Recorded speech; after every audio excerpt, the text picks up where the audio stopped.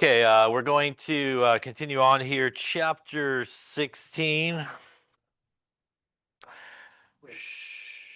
So we started talking about acids and bases.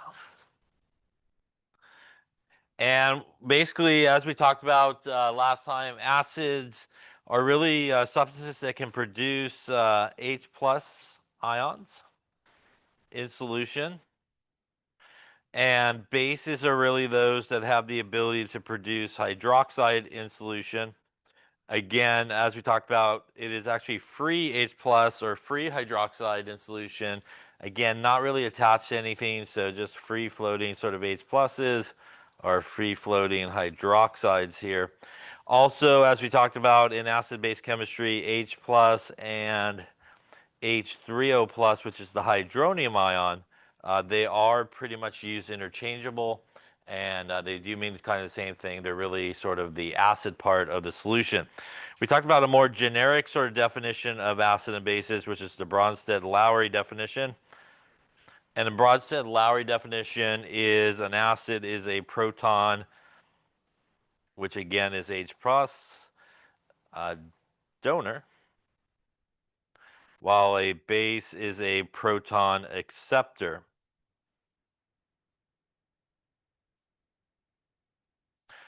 So one of the consequences of the Bronsted Lowry sort of definition is we create sort of partners. So if we look at, for example, here, hydrochloric acid really just dissolving in water and dissociating in water, it will make H3O plus and Cl minus. What's happening here, this is our acid, and actually water is acting as our base in this case. The acid is going to send the H plus over to the water. The water will receive the H plus and make H3O plus, and then Cl minus is left over. The acid on one side has a partner on the other side, which is known as its conjugate base. And the base on the left side has a partner on the right-hand side, which is known as its conjugate acid. So the only difference between, again, an acid and its conjugate base pair and a base and its conjugate acid pair is really this difference here. It can only be one H plus difference. If it is anything more than one H plus, they technically are not partners or pairs. As we can see here, the acid to the conjugate base has one less H plus because it gave it away. Thank you. And the base to the conjugate acid has one more H plus because it basically gained it. That H plus, once again, is still this same H plus here. Any questions on that there? All right. So again, as we talked about last time, and pretty much what we just saw there in that reaction, this is what is taking place. We got our donation there of our H plus. As we also talked about last time, it's important the positive charge on that does make a difference in terms of what you get over here on our product side. Here, the water is accepting an H plus, which means it becomes one more positive. Here, the HCl is losing an H plus, which means it becomes one more negative. So the charges do change. As we also talked about last time, your acid and bases are always found on the left-hand side of the arrow. All your conjugate sort of partners are always on the right-hand side. On the right-hand side of the arrow here, and that is our base there, and that is our acid. All right, so let's take a look at some here. For each of these, take a moment and decide, are they conjugate acid base pairs? Bronsted Lowry acid conjugate base pairs. Conjugate base pairs is this is the only difference that we should have between the two. So that's what we want to look at here. We have HClO4 and ClO4 minus. The difference between that is an H plus only. Again, you can take off the H plus and you end up with this guy, or you can put on the H plus and you'll end up with this guy. So they are related to each other. So I'm going to say yes on that one. The next one here is HCl and ClO minus. The difference here is an H plus, but there is also a difference of an oxygen, which this one has. The guy on the left does not, which means they are not going to be pairs. Again, the only difference can be just that one H plus. Here we got H2PO4 minus and HPO4 2 minus. Again, the difference here is one H plus. If you take away an H from this guy, you're left with HPO4, becomes one more negative as you lost the positive charge. So it gets to -2. So I'm going to go yes on that guy. And here, if we take a look at this, also a difference of 1H plus. So that would be good. So it looks like everybody but 2 is a pair here. Any questions on that? Now, if I have something like this, would these guys be pairs? These guys would not be pairs because it is actually 2 hydrogen differences, so they would not be pairs. And that's actually because this is a diprotic acid, which means the hydrogens actually come off one at a time. So this guy would lose a hydrogen and make HSO4 minus. Then this HSO4 minus would lose a second hydrogen and make SO4 2 minus. So actually H2SO4 and HSO4 minus, they are partners. HSO4 minus and SO4 2 minus are partners as well, but this is jumping too many steps there between those two to become partners, even though they are definitely related to each other. Yeah. It is basically a reaction of what you get when you have basically an acid-base reaction. This proton basically being given from one acid to the base is basically what is created as a result of that, basically. Yeah. So when this guy, for example, gives a H plus or loses an H plus, it will end up at this guy, and that's the partner. So it's sort of the product that's formed as a result of either the accepting of the H plus or the releasing of the H plus. Yeah. Other questions? Yeah.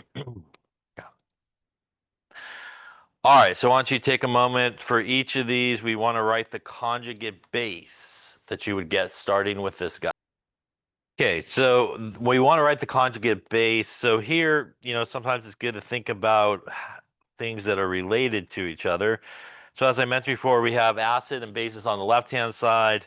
We have conjugate acids and conjugate bases on the right-hand side. And again, the acid goes to the base goes to the conjugate acid. So in this particular case, we again should know that really the difference here should be 1H plus. The key is, should we put the H plus on or should we take the H plus off? And the way you can figure it out is by what you're asked to write. So you are asked to write, in this case, the conjugate base, which is over here. If we follow the conjugate base all the way back to the beginning, what we are looking at are acids. And at this point, what we could do is just the basic definition of a Bronsted acid, which is going to donate the H plus. So it's going to get rid of the H plus in this case. So we're going to lose an H plus basically. So when we do that here, we then should end up with one less hydrogen. And remember, again, the plus means that we do become one more negative when we lose it. So it should be HS minus. Now, starting with HS minus, again, we're going to lose a hydrogen, which means we're left with an S. Once again, we did lose the plus, so we become one more negative. It started at -1. It will now end at -2. Here we will lose a hydrogen, leaves us only 2. It was neutral, becomes one more negative. We get a negative charge there. And here we lose one hydrogen, becomes negative here. Any questions on that one there? Now, let's say we have something like HCO3 minus. Why don't you write the conjugate base for that one? And then why don't you also write the conjugate acid for that one? So in each case, you're starting with this guy. And with that as our conjugate base, that means again, in this case, it's going to act as an acid. Bronsted definition acid, it should lose the H plus or donate the H plus. So we're going to take the H plus off in this case. So we'll end up with CO3. It was -1, becomes again one more negative here in this case, becomes -2. Now, if we want the conjugate acid, that's over here. And if we go backwards and think about what we're looking at, that means in this case, it's actually going to act as a base. And the definition of a base is going to accept the H plus. So in this case, we want to put the H plus back on. And we will end up with this +1. -1 gives us no charge overall. So here we're adding the H plus, right? And here we're losing the H plus, right? This is again a substance that, as we talked about last time, is known as being amphoteric. It is a substance that could act as an acid or a base. A lot of things, like I said last time, that it's able to do that is something like this that has a hydrogen, has like a negative charge. So it has the hydrogen to give, and it also has a place to accept the hydrogen. So again, HSO4 minus is another example of something like that. Water, as we also saw, for example, is an example of something like that. Any questions on acid conjugate base pairs? Yeah. All right. All right. So a little bit about acid strength. There are strong acids and there are weak acids. And a strong acid is a strong electrolyte, which means it will 100% break apart in solution. So something again like hydrochloric acid, which is a strong acid. When you have hydrochloric acid in solution, you have 100% the ions present. You have basically none of those guys still present. And that's really why it's a strong acid, because when it goes for a swim, it is going to create a lot of free H plus really, really quickly. All it has to do is go into the pool basically to do so. And you'll see a lot of H plus form really, really quickly. Now, we also have some weak acids. And weak acids are weak electrolytes, like, for example, hydrofluoric acid is a weak acid. When it goes into water, it will break apart into H plus and F minus. The difference is it's going to mainly stay together, but you will produce a little of these ions. So what you have when HF goes for a swim is it's going to mainly stay together as HF, but you will produce a little bit of ions in the solution. So because it's still able to produce some H plus, it's considered an acid, but it is a much weaker acid than definitely something like hydrochloric acid. If you remember from electrolytes, that's the arrows heading in both directions, implying that it's going to mainly stay together.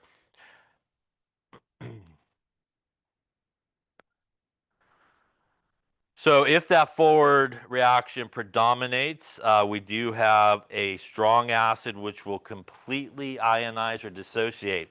There is a list of strong acids, which is very good to know for this class and future endeavors in chemistry, I suppose. Hydrochloric acid, nitric acid, sulfuric acid, perchloric acid, hydrobromic acid, and hydriodic acid. The big six here is your strong acids. They pretty much will completely break apart. They will not stay together. The reason it's really good to know these six is pretty much if it's not one of these six, it's probably a weak acid. So by process of elimination, if it's not one of these six, you could probably make a pretty educated guess it's going to be a weak acid in this particular case. And that's pretty much your strong acids. Again, some weak acids like we just talked about, HF, acetic acid like we used the other day. Those are some weak acids, nitrous acid. So again, these are some examples of some weak acids that will mainly stay together, but will produce a little bit of ions in solution. By the way, just so you know, in terms of strong bases, pretty much group 1 and 2 on the periodic table that has hydroxide in it. Things like KOH, NaOH, CaOH2. Pretty much, if you go to the periodic table and you go lithium, you go sodium, you go potassium, you hang a right-hand turn and go to calcium, you go to strontium, you go to barium. If you hook up any of those guys with hydroxide, probably going to be a strong base. And those are kind of where you find a lot of your strong bases. Again, as we talked about last time, uh, alkaline means basic, and that's the alkali metals and the alkaline earth metals. So those guys with hydroxide is where a lot of our strong bases basically come from. Any questions on that? And a strong base, just like a strong acid, will 100% break apart in solution. So when you have something like sodium hydroxide, it is going to 100% break apart. It says sodium ions and hydroxide ions. And this is why it is a strong base, because when that goes for a swim, all it has to do is pretty much get into the pool and it's going to produce a lot of hydroxide really quickly. And that's different than a weak base that we saw, which is ammonia.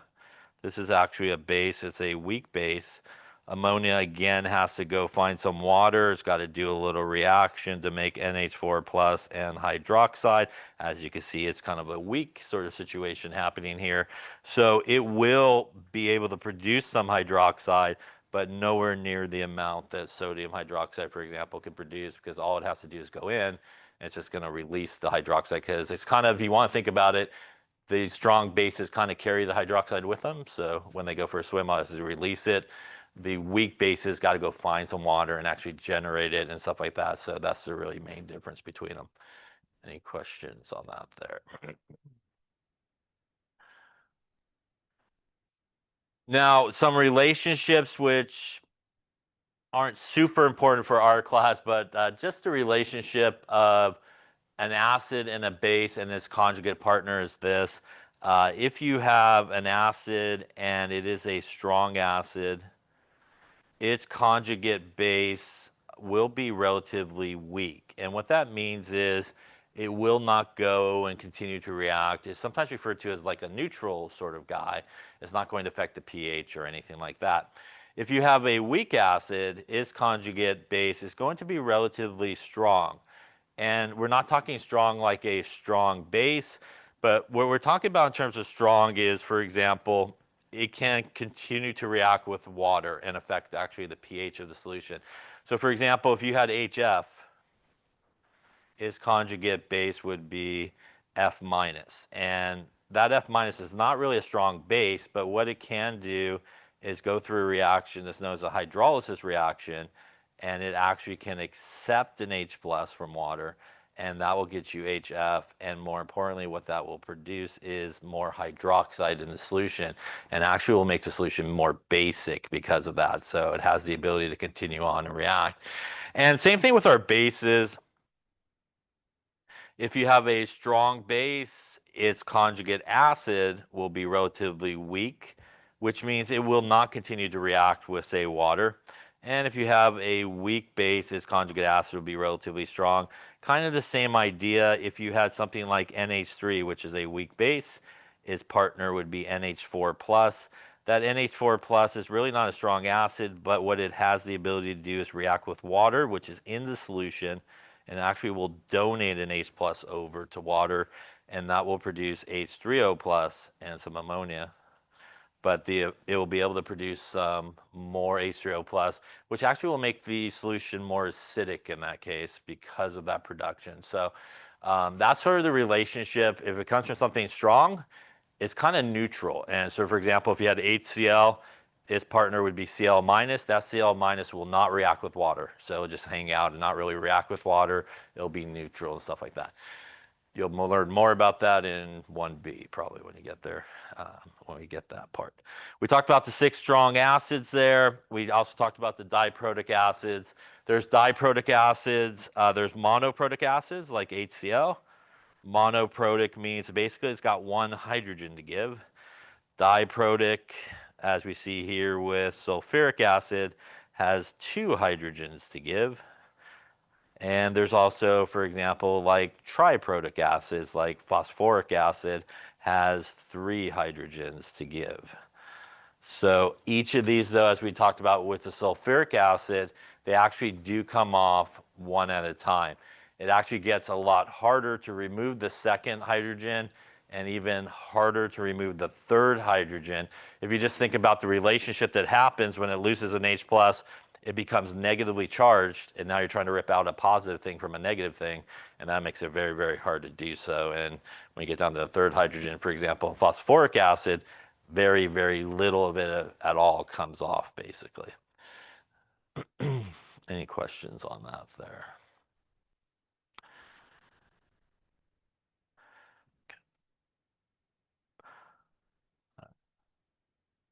All right, let's talk about water as an acid or base, which we've seen in some reactions.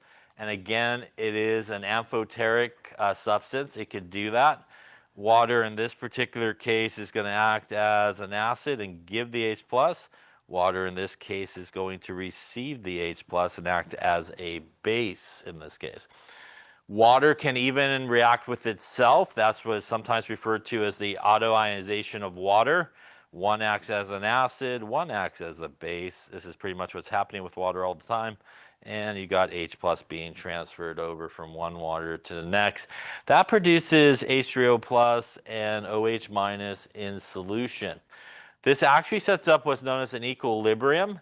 And we could write an expression for this, which is known as Kw. And Kw is the ionization product of water. So Kw equals the concentration of H plus times the concentration of OH minus. It does change with temperature, but for the most part, it is fairly a constant of 1 times 10 to the minus 14. The only time it would change is if you change the temperature, and I would say 99.999% of the time, this is the number you're going to roll with here. So that's a number you should remember. That's a relationship that you should remember. By the way, when you see these brackets, it does mean concentration. And basically, we're talking molarity here. Yeah, so we're talking molarity, which is our moles per liter. This concentration of H plus or OH minus equals 1 times 10 to the minus 14. Again, you could also see, as we talked about below, you can exchange the H plus for H3O plus, and OH minus is the same thing. Again, that's the acid part of the solution, the H plus or H3O minus. So whichever way you like to use it is fine. The relationship between H plus concentration and OH minus concentration is as one goes up, the other goes down. So as one of those guys go up, the other goes down, and vice versa. As the H plus concentration goes down, the OH minus concentration goes up. Yeah. Yeah. The units of concentration would be molarity. Yeah. So if you're solving for the H plus concentration or the OH minus concentration, molarity is typically what you use. Yeah. K values like Kw, they actually don't have units associated with them. They're just numbers and stuff like that. So that's why the 1 times 10 to the minus 14 doesn't have any units associated with it. Yeah. Other questions? So we could actually use this to help us decide if a solution is acidic, basic, or neutral. If you calculate and the H plus, which is the acid part of the solution, is greater than the base part of the solution, then the solution is acidic. If you calculate it and the base part, the OH minus, is larger than the H plus part, then it's a basic solution. And if you calculate it and they equal each other, it would be 1 times 10 to the minus 7 for both of them, and it would be a neutral solution at that point. The way we calculate it is really simple. You basically take that Kw value of 1 times 10 to the minus 14, and you divide it by the other concentration that's given to you. This is definitely a place in this chapter. We do not want to forget about our favorite buttons on our calculators, right? We definitely want to be using your exponent buttons in this chapter. Otherwise, you're going to be in a world of hurt. Yes, an awful lot of questions. So make sure for sure when you punch these in that you do use your exponent button as you go through it. Any questions on that there? Well, no better time than the present to start. Here we go. Grab a calculator. For each of these, we want to know what is either the H plus or OH minus, depending on which one's given to you. And then we want to know, is it acidic, basic, or neutral? So again, make sure you use your exponent buttons.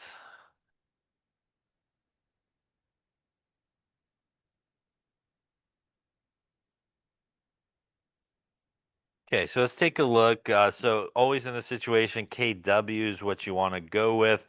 It is, again, really a constant. You can think of it, and you always have that number, 1 times 10 to the minus 14. The good news, like I said, it's really the same calculation regardless of which one they give you. You're basically just going to, in this case, for the first one, we want the OH minus because they gave us the H plus.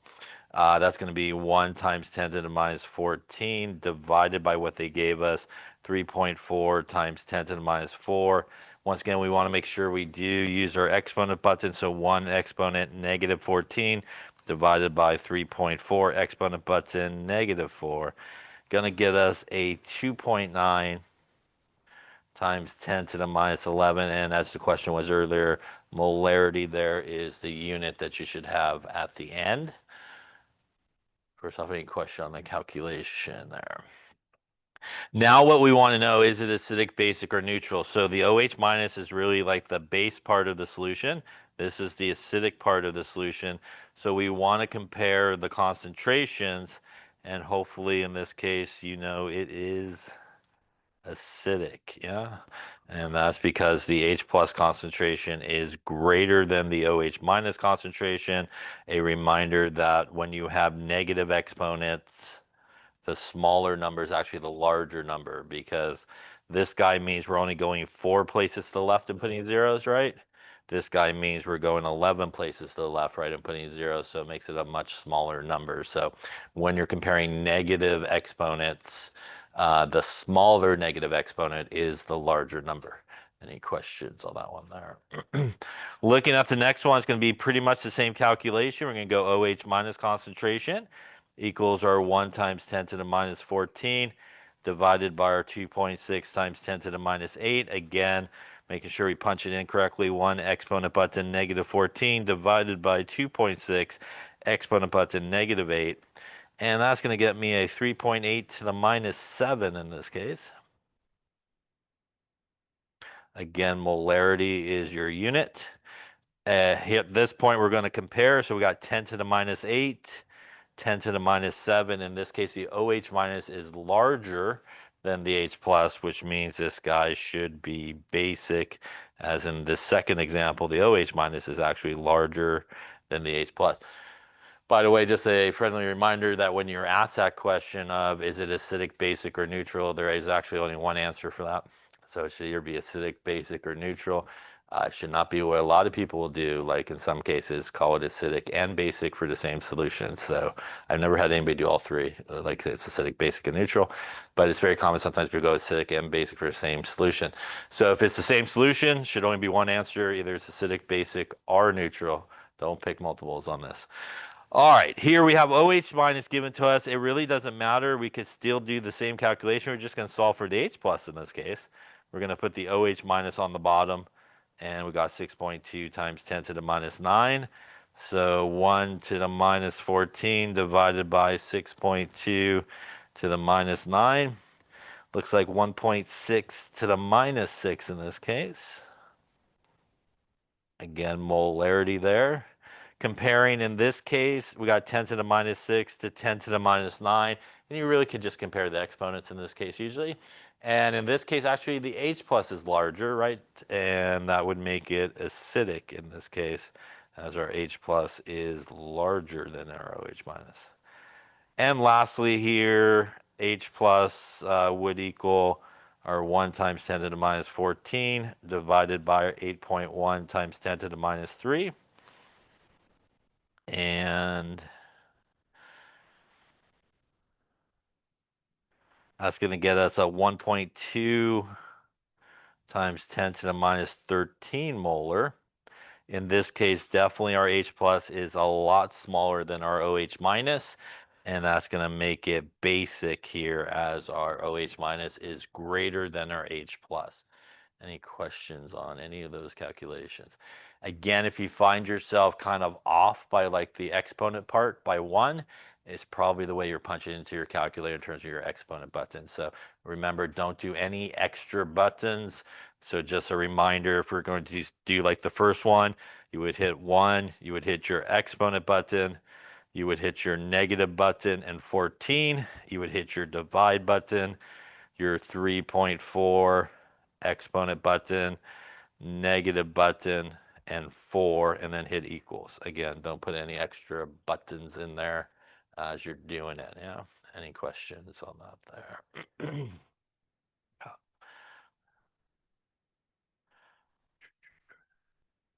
All right, try another one here. What is the OH minus if we have 2.8 times 10 to the minus 5 for the H plus?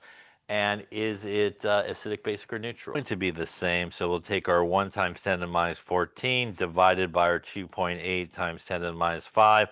Again, punching this in, 1 exponent button, negative 14, divide 2.8 exponent button, negative and 5 here. And that's going to get us here. I should probably do that myself here. Punch it in. There we go. Looks like 3.6 to the minus 10 molar. And again, in this situation, we can see our OH minus, which is our base part, is much smaller, right, than our acid part, which is the H plus part, which means this guy should also be acidic in this case. Again, a reminder that this H plus is the same as if you see H3O plus. So again, it's the same thing, yeah? And it would go into the equation the exact same way, yeah? Any questions on KW, calculating H plus, OH minus concentration? So. Okay. All right. Then let's get into the real thing here. No, I'm just kidding. Let's get into the pH scale. The pH scale, and this is not negative, it's just from PowerPoint, so we'll get rid of that there. So the pH scale, as we talked about the other day, runs from 0 to 7 to 14. Below 7 is acidic. Above 7 is basic. 7 on the nose is neutral, and really 7 on the nose is neutral because of what we just talked about. That would be when the H plus concentration, the OH minus concentration equals 1 times 10 to the minus 7, which equals each other, and that would give you a pH of actually 7 on the nose. As you go from 7 down towards 0, you become more acidic. And as you go from 7 to 14, you become more basic. So to calculate the pH, this is the formula. The pH is equal to negative log of the H plus concentration. This formula, just like the others, you can swap out the H plus for H3O plus. Again, it's the exact same thing, however you want to do it. All right, let's talk calculators. Make sure we know how to do calculations again. If you have a display calculator, you type it into your calculator exactly the way it's written. You use the negative button, not the subtract button. So make sure you use your negative button.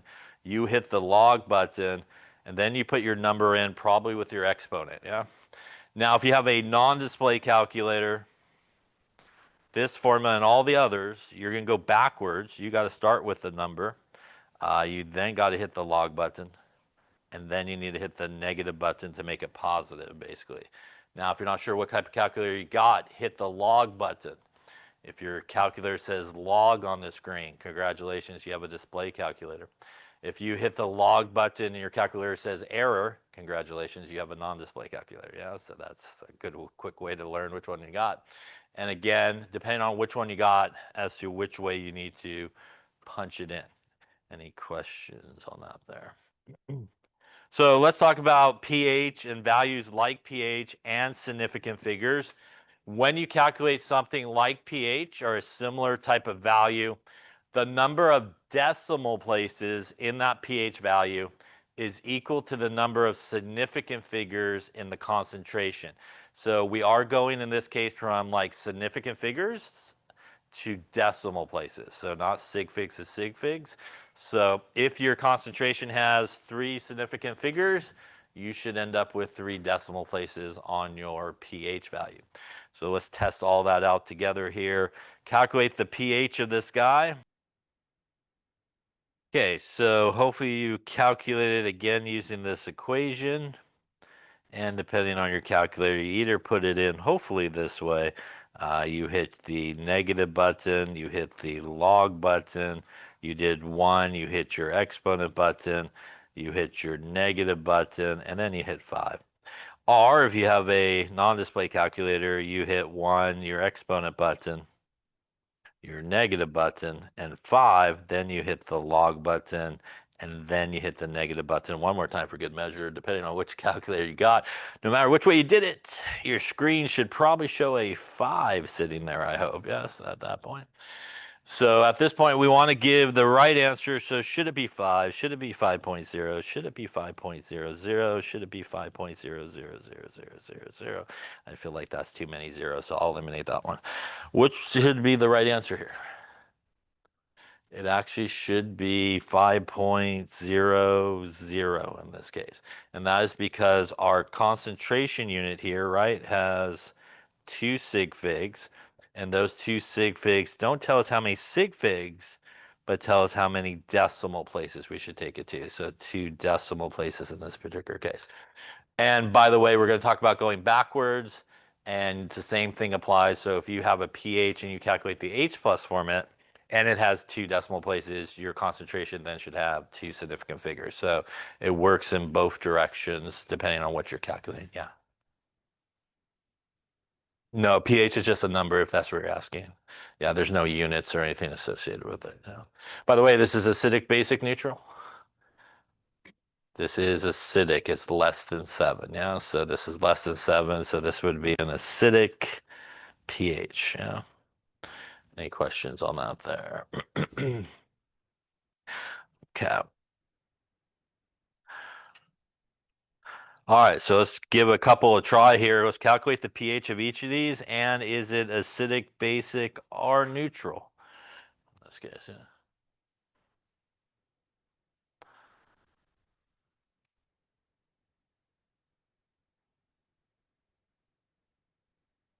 Okay, so let's take a look. First one here, we want to calculate the pH. So why not go right into the pH equation? Seems good. So again, that's going to be negative log of 2.1 times 10 to the minus 5. Again, punching that in, depending on your calculator, whichever way you need to do it, should get you hopefully a pH of 4.68 in this case, yeah? And again, here we have 2 significant figures. Again, gives us decimal places here to 2, not significant figures, so decimal places. Acidic, basic, neutral, this one is acidic. It's less than 7 in this case. Should always look at the pH, yeah, when determining if it's acidic, basic, or neutral, if you have the pH given to you. All right, number 2 here, we have the OH minus given to us.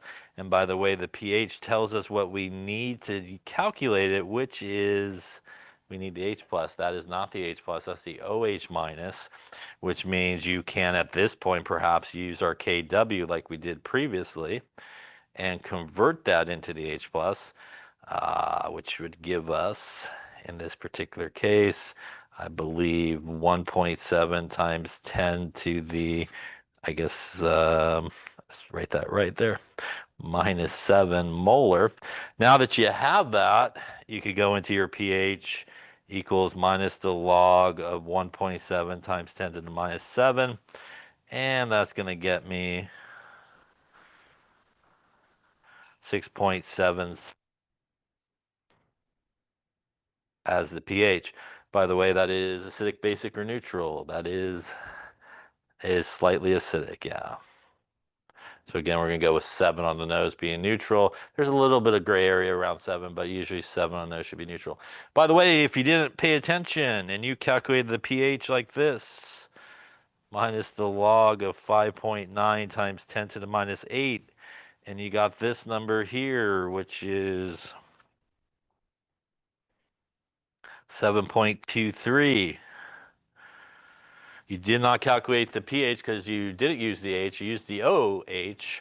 But the good news is you actually calculated something that is something. You actually calculated what's known as the POH in this case.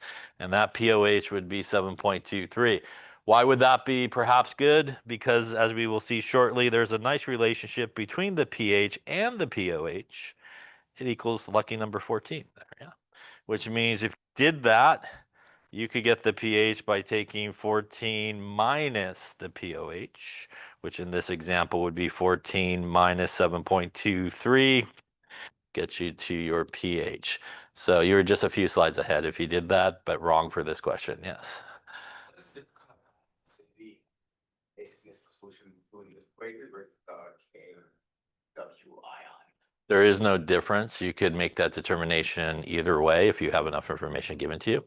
A lot of times people look at the pH to determine acidity, but if you want to calculate, like we did earlier, the H plus or OH minus concentrations and compare them, it'll give you the same answer as to whether it's acidic, basic, or neutral. So it's just like sort of a different way of doing it. And a lot of times we use pH, for example, with like pH meters. It gives us like the pH of it, and that's sort of what we oftentimes would use it in more practical application than trying to figure out what the H plus or OH minus concentration is. Yeah.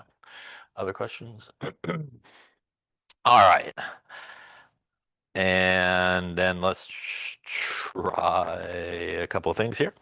As we saw there, the pH scale is based on the log of 10. So as the pH changes by a power of 10, so does the, as the concentration changes by a power of 10, so does the pH change by 1. So pH of 3 is basically 1 times 10 to the minus 3. pH of 4, 1 times 10 to the minus 4. pH of 5, 1 times 10 to the minus 5. Pretty much if it's a 1 in front and you want the pH, it's pretty much what the number is on the exponent there.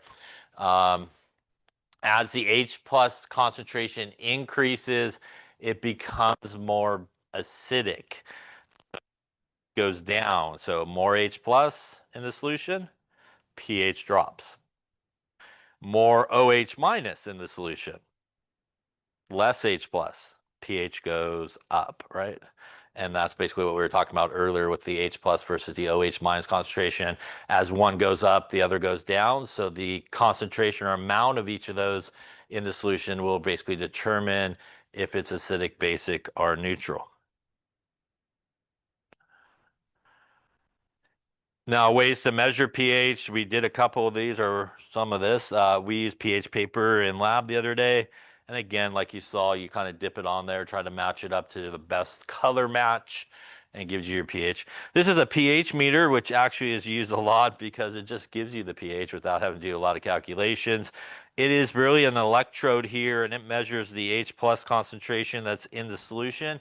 Really how it works is you calibrate it with what you call a pH of 4, 7, and 10 solutions, and it runs really off of voltages, makes like a calibration curve, and then when you stick it into your solution, it has this voltage, which gives you a pH based on your standards of whatever it may be. We also use litmus paper, which does not tell us the pH, but will tell us, as we talked about saw in lab, if it's acidic, basic, or really neutral sometimes. Again, if your litmus paper turns red, it's acidic. If it turns blue or stays blue, it's basic. And again, it doesn't really tell you the pH, but sometimes we use that just to get an idea if the solution is acidic, basic, and stuff. Here is the pH scale. As you can see, pure water is 7. Strong base up there towards the top, strong acid, some acids there like vinegar, lemon juice, a lot of cleaners there in the basic range. Truthfully, if you had water that was sitting out and you tested it, pH is probably not 7, it's more in this range. It's actually pretty acidic, and that's because the water will pick up some carbon dioxide from the air. It will create carbonic acid. That carbonic acid will increase the H plus concentration in the solution, and naturally the pH will be a little bit lower. That's why in certain experiments years ago, they don't do that too much these days because they build better buildings. But if you really wanted the pH of your water to be 7, you would heat it up a little bit and boil it. And what that would do is get rid of the CO2 and bring the amount of H2CO3 less and bring the pH back up to 7 and stuff like that. Now, as we just talked about a second ago, there are similar scales to pH, and that is the pOH scale. And we calculate the pOH the same way as we do the pH, but the name tells you what you need. So if you need the pOH, you need the OH minus concentration. If you need the pH like we did before, you need the H plus concentration. So the name kind of tells you what you need. As we talked about a second ago, the relationship there is very convenient because it can allow you not to even have to use KW, like we saw in that one example I just did. You could actually calculate the pOH, subtract 14, and you'll have your pH. We'll add our KW to our list here. Now, there is a couple of other calculations that are important, so let's talk about those as well.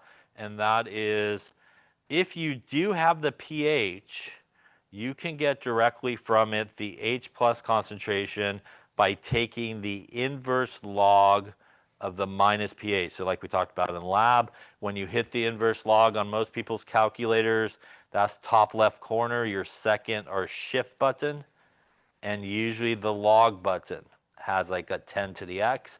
So that is what you would want to hit in this case to get to it. And you could also, if you wanted to have the pOH, you can get the H plus OH minus concentration from it. Same calculation, the inverse log of the negative pOH. Again, on most people's calculators, that will look something like this when you punch it in. You'll have that 10 and a caret usually pop up. Make sure you make it negative and you'll get the right answer. Just like the other equations, if you have a display calculator, you go just the way it's written. You hit the second button, you hit the log button, you make your pH negative and then type in your pH. If you have a non-display calculator, you have to start with the number, then make it negative, then do your second button, and then your log button. So if you have a non-display calculator, it has to kind of work backwards like that. If you have a display calculator, you do it exactly like it's written, second button, log, and that should get you 10 and a caret, negative, and then pH number there. Any questions on any of those? So this does give you a few different options as to how you could calculate pH, pOH. And again, like I said, you could actually not even have to use KW and just kind of do the 14 minus. Sig fig rules apply as you go from, if you're asking from pH to concentration or pOH to concentration, it does. So if you had, like I said before, a pH that has 2 decimal places, when you calculate the concentration, you should have 2 significant figures for the concentration. Yeah. So again, it goes back to sig figs. Yeah. So decimal places to sig figs. So in this case up here, decimal places to sig figs to decimal places. Yeah. Okay. Other questions? By the way, just so you know, the pOH scale runs opposite of the pH scale. On the pH scale, below 7 is acidic, above 7 is basic, and obviously neutral here. On the pOH scale, basic below 7, acidic above 7, and neutral at 7. So this is where I said earlier when I made the joke of there's only one answer for acidic, basic, or neutral. This is the exact place where people give multiple answers because they calculate the pH and go, cool, it's above 7, it's basic. Then they calculate the pOH and go, cool, it's below 7, it's acidic, the same solution. So I would highly recommend maybe you just scratch that from your head. And this is usually the scale everybody has in their head. So that's why I said earlier, you should always look at the pH value to make that determination so you don't get it messed up. Again, should only be one answer for that. Any questions on that there? All right, fun with calculations. Let's try. All right, here we go. We want the pH, the pOH for each of these.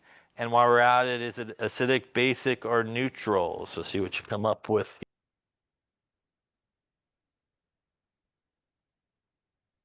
Okay, so let's take a look. Again, based on what we just talked about, you have a bunch of options to do.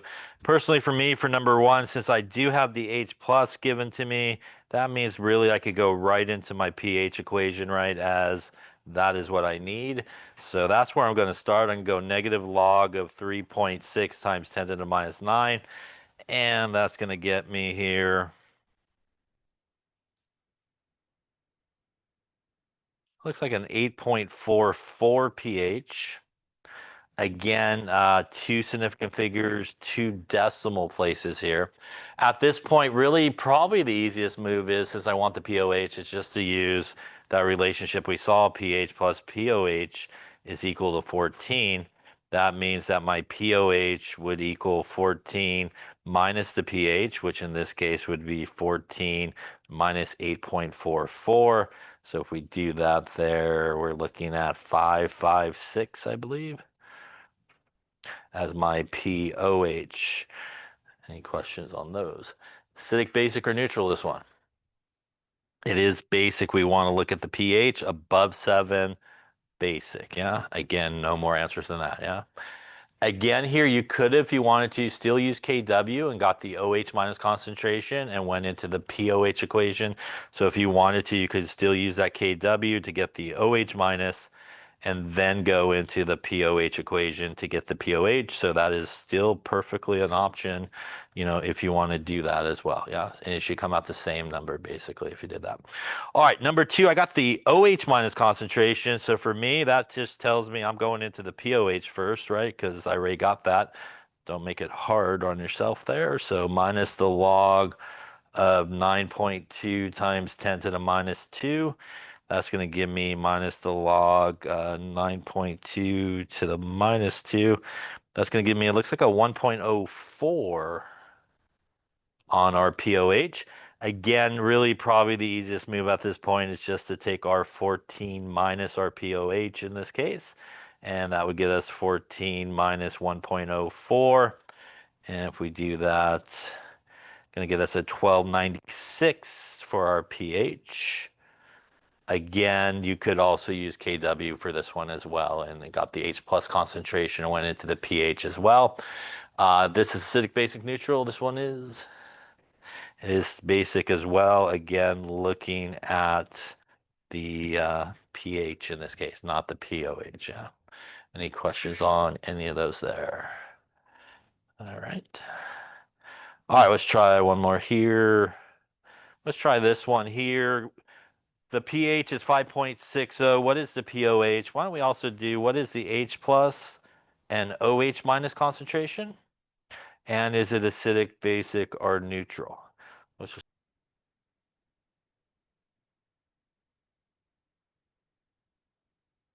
Okay, so let's take a look and see. So we want to calculate everything. So again, you do have some options. To me, obviously here we have the pH. So getting to that POH would be probably easy to start with. So again, we could just take 14 minus the pH in this case. And that would get us, not that, that would get us 14 minus 5.67. And that's going to get us 14 minus 5.67. Looks like an 833 on the POH. Now that I have the pH and the POH, I could actually get both the H plus and OH minus from it. So remember that if you want the H plus, that's going to equal the inverse log of the negative pH. And again, on your calculator, that's your shift and log button move. And again, it should look something like this. So when you punch this in using the pH, you should probably look something like this on your screen. And again, that's sort of what it should look like. Again, second log if you got a display calculator, and then obviously negative and the number are obviously if you're going non-display backwards, basically, yeah. Um, so if you do that, negative 5.67, you will get a concentration that is probably not in scientific notation, but if you did move it to scientific notation, we would have 2.1 times 10 to the minus 6 molar. Here, as was an earlier question, we have 2 decimal places, so we do end up with 2 significant figures going in the backwards direction. Question on that calculation. Again, on your calculator, it probably went 0.000021. You probably didn't put it in scientific notation, obviously. Here for the OH minus, it really is the same. And by the way, this also opens up an option to get to the OH minus. You could then go back to KW if you choose at this point and use that at this point since you have the H plus. Or you could just do the same calculation with the POH. And that's what I'm going to do here. I'm going to do the same calculation with the POH. But again, you could use KW at this point to get there. That's going to give me something that looks like this on your calculator when you punch it in. And that's going to get me here negative 8.33. Probably a 4.7 times 10 to the minus 9. Once again, for both of these, we do need molarity, right? We do need units with it. The pH and the pOH, wherever those were, we obviously do not need units. First off, any questions on that calculation? Yeah. Okay. Now, before we finish up here, acidic, basic, or neutral on this one? This one is acidic. And to an earlier question, because we actually have these two, we could also use it like we did before, and we could see this guy is a much larger number than that one, and that would be acidic as well. Any questions on that? All right.